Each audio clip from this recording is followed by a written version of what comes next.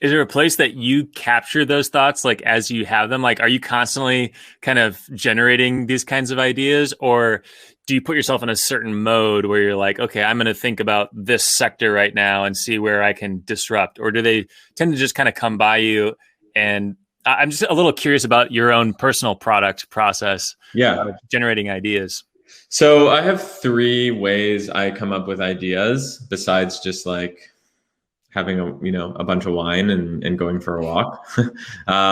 Number one is the unbundling of XYZ. So, it's this whole thing, it's this whole methodology around, like, it started with the unbundling of Craigslist. I'm sure a lot of you have seen, I think it was 2011, Andrew Parker wrote a post around how Craigslist was being unbundled, which basically means, for those of you who don't know, if you take like, on Craigslist, like the apartment rentals, that could be Airbnb, or, selling tickets, that could be StubHub. So these like parts that you can't, that Craigslist couldn't do, that someone can come in, make a 10 times better version, purpose-built solution.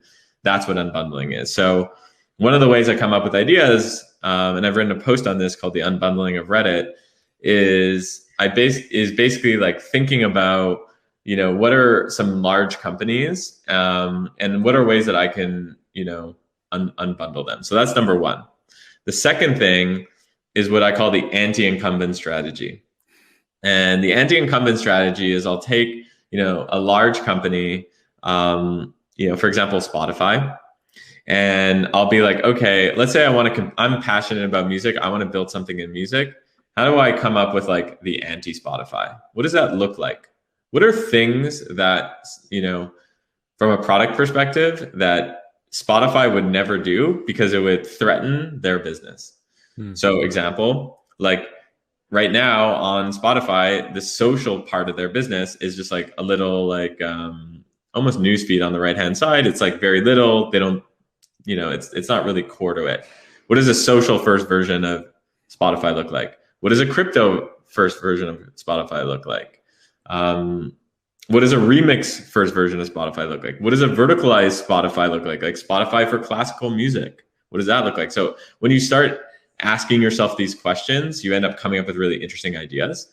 And then the last way I come up with ideas is what I call, how do I even say it? It's basically like the X for Y.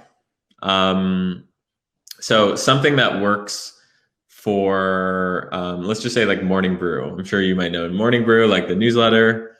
It's a super simple concept, but they do it really well. You open, you go to morning, you get this Morning Brew email. It's everything I need to know in business, and it's right there in email. And I feel smarter after I read it. But, how do you create a Morning Brew for another vertical? What about like Morning Brew for older adults? What would that look like? And you start like asking yourself those questions. And those are the three main ways. That was perfect. Our newsletter is literally Morning Brew for the Unvalley. Right. Yeah. So you were doing it, maybe you knew you were doing it, or maybe not. And I think this is something I encourage everyone listening to think about, to basically like take some of these frameworks and start just using it as a way, spending 1 hour a week, 2 hours a week, 3 hours a week, just like jamming on this. Best case scenario, you create a, 10 million, $100 million, $1 billion company. Worst case scenario, you're like, it's fun to come up with ideas.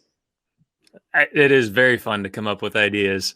I like the idea of just drinking wine and taking a walk too. That sounds pretty nice. Sounds like a good after party plan for this.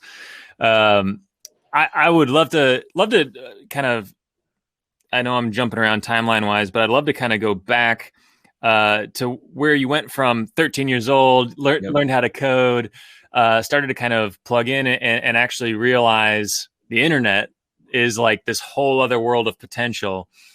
When was it that you really decided to go all in on the sort of like scaling software business? Yeah. So I realized, in my teenage years, I started a product design agency, realized I love product.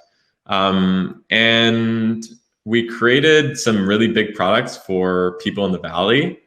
At this point, I'm like, this is going to be huge. I dropped out of school, millions of dollars of revenue. It's just like, a lot as a teenager in the early 20s.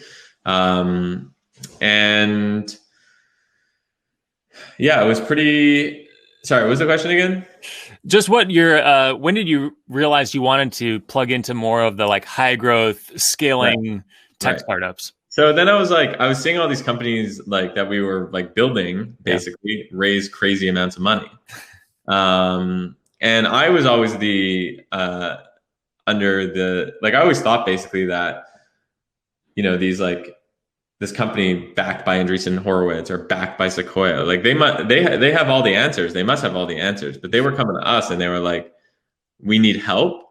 And once I realized that like, we were able to do it, I was like, why are we doing this only for others? So then we started building our own products. And that was the unlock when we did that. And then we started seeing some success. For example, we built, at one point it was the most popular financial, or one of the most popular financial education websites, financial education communities, which got acquired. We also built the largest video cooking site on the internet called Start Cooking at one point. So it's all using the same, what I do now, which is really like community first, pick a vertical, that sort of thing. But yeah, I was definitely hooked once I was seeing the scale. Well, I think this is related to a question I see here in Q&A. How do you know when you're on to something? What is that initial traction to look for when making a product? Do you have like a particular bar or litmus test where it's like, okay, now it's time to explore this a little bit more? I mean, you're not going to have a choice. Like, it's not like one of those things where it's like, for example, like Start Cooking, like, this is dating myself, but like Steve Jobs showed on the iPod video when it was released, like Start Cooking as like one of the prime examples. And like when Steve Jobs shows your product, like you feel really good. So you see these, like, I'm not saying like that's going to happen to everyone, of course, that level, but like you're going to note it, like look at the signs. Like the world is going to be telling you like in like kind of secret, mysterious ways, like keep going. And I wouldn't say that's necessarily like revenue. I wouldn't say that's necessarily like users. I would say it's these like subtle signs that you can just like pick up on. Yeah.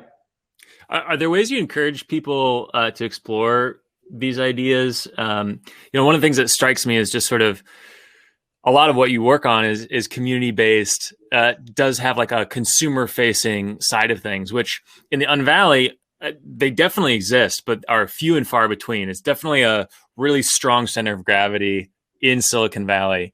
What do you think are some of the things that we can learn from the Valley mentality and pollinate into Unvalley or wherever you happen to be?